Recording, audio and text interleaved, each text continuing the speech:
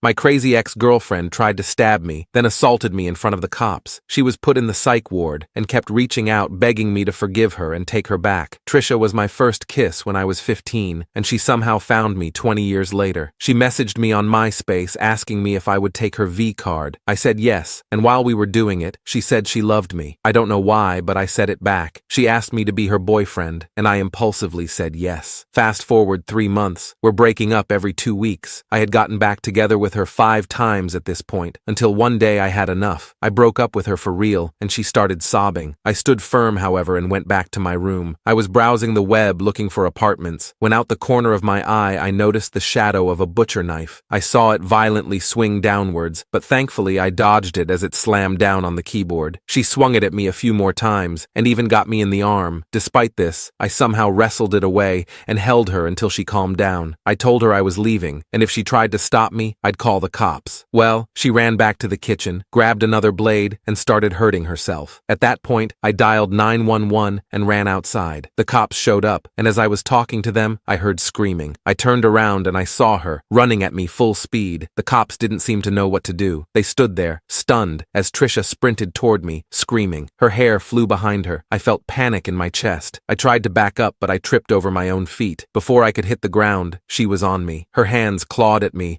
and her nails dug into me too. I pushed her away, but she came at me again. I tried to grab her wrists to stop her, but she kept swinging. I could hear the cops shouting, but I couldn't make out what they were saying. I just knew I had to keep her from hurting me. I managed to grab her arms and hold them tight, but she kept struggling against me, trying to get free. Then, I felt someone grab me from behind and pull me away. It was one of the cops. Another cop grabbed Trisha and pulled her back. She kicked and screamed, still trying to get to me. I backed up, breathing hard. My face stung where she had scratched me, and I could feel the blood running down my cheek. The cops held her back as she fought against them. "Why are you doing this?" she yelled at me, tears streaming down her face. "I love you. I need you." The cops started dragging her toward their car. She screamed and kicked, but they managed to get her in the back seat. One of the cops stayed with me, asking if I was okay. I nodded, but I couldn't take my eyes off Trisha. She was still screaming, her face pressed against the window of the cop car, her eyes locked on me. As they drove away, I felt a mix of relief and guilt. I didn't know what was going to happen to her, but I knew I couldn't keep doing this. I went back inside, my hands shaking. I sat down at my computer trying to calm down, but all I could think about was her face, her screams. A few days later, I got a call. It was a number I didn't recognize, but I answered it anyway. "Hello?" I said. "Is this you?" a woman's voice asked. "Yeah, who's this?" "My name is Nurse Daniels," she said. "I'm calling from the hospital. Trisha was admitted to our psychiatric ward. She's been asking for you. She won't calm down unless she sees you." I was quiet for a moment. I didn't know what to say. Part of me wanted to hang up and forget everything that happened, but another part of me felt like I needed to go. I needed to see her, to make sure she was okay. "I'll be there," I said finally. When I got to the hospital, a nurse met me at the front desk. She led me through a series of locked doors, each one closing with a heavy thud behind us. The sound echoed in the long, empty hallways, making my heart race. Finally, we stopped outside a small room with a thick window. Trisha was inside, sitting on a bed, her knees pulled up to her chest. She looked so small and scared. When she saw me, her eyes widened. She jumped up and ran to the door, but it was locked. She banged on the glass, shouting my name. The nurse opened the door, and Trisha ran to me, wrapping her arms around my neck. "I'm so sorry," she sobbed. "I didn't mean to. I don't know what happened. Please forgive me." I stood there, not knowing what to do. I wanted to push her away, but I also wanted to comfort her. I patted her back awkwardly, trying to calm her down. "It's okay," I said quietly. "It's okay." She pulled back and looked up at me, her eyes red and puffy from crying. "I love you," she whispered. "I know I messed up, but I love you so much. Please don't leave me." I took a deep breath. "Trisha, I can't do this," I said. "You need help. Real help. I can't be the one to save you. You have to save yourself." She nodded, tears streaming down her face. "I will," she said. "I promise. I'll do whatever it takes. Just please don't give up on me." I looked at her, my heart aching. I didn't know if I could do this, if I could keep seeing her, but I also knew I couldn't just leave her like this. "I won't give up on you," I said finally. "But you have to get better. You have to do this for yourself." She nodded again, her grip on my arms loosening. "Okay," she whispered. "I'll try. I promise I'll try." I visited Trisha every week after that. At first it was hard. She was still upset, still scared, but slowly she started to get better. She started to smile more, to talk more. She told me about her therapy sessions, about how she was learning to control her emotions, to deal with her anger and fear. I could see the change in her. She was still the same person, but she seemed calmer, more at peace. She wasn't perfect. perfect, but she was trying. She was getting better. One day she told me she was getting released. I didn't know how to feel about it. I was happy she was doing better, but I was also scared. I didn't know if I was ready for her to be back in my life full time. I want to try again, she said softly. I know I messed up, but I want to make things right. I want to be with you, the right way this time. I looked at her, unsure of what to say.